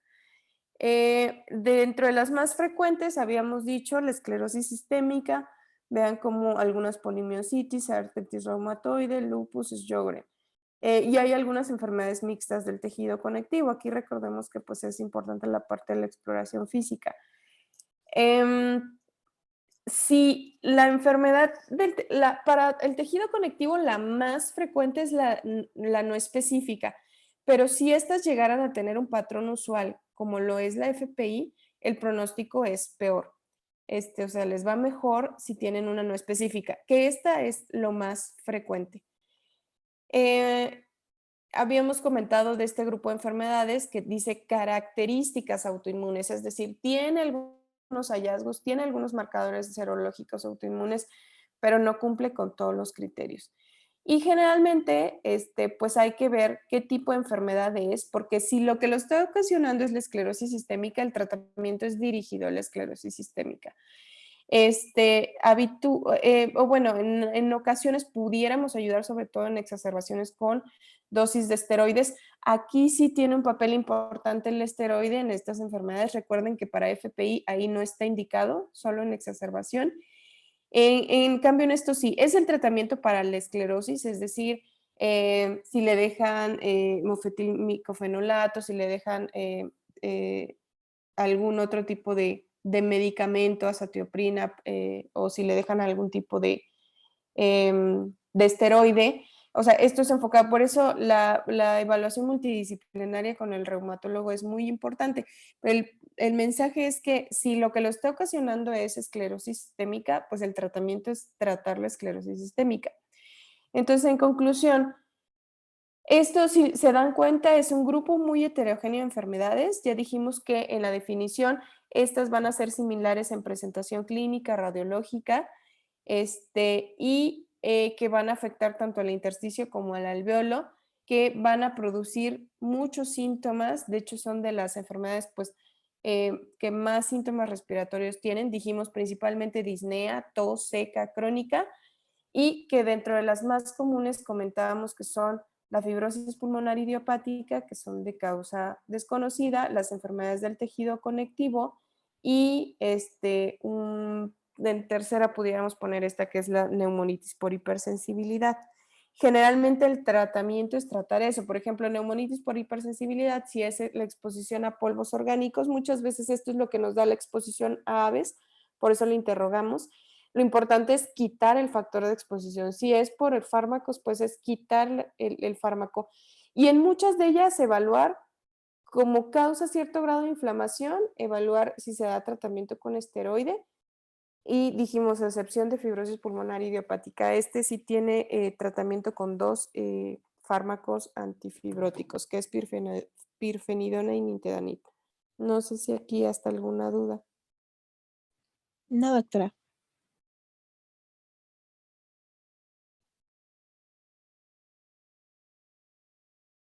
Bueno, entonces nos vemos mañana para terminar lo que tenemos pendiente de pues, radiología, Espiro. Y creo que con ustedes es que no he visto lo de fisio. Bueno. Entonces cualquier duda que vayan teniendo ya me comentan. Nos vemos mañana. Gracias, doctora. Hasta luego. Sí.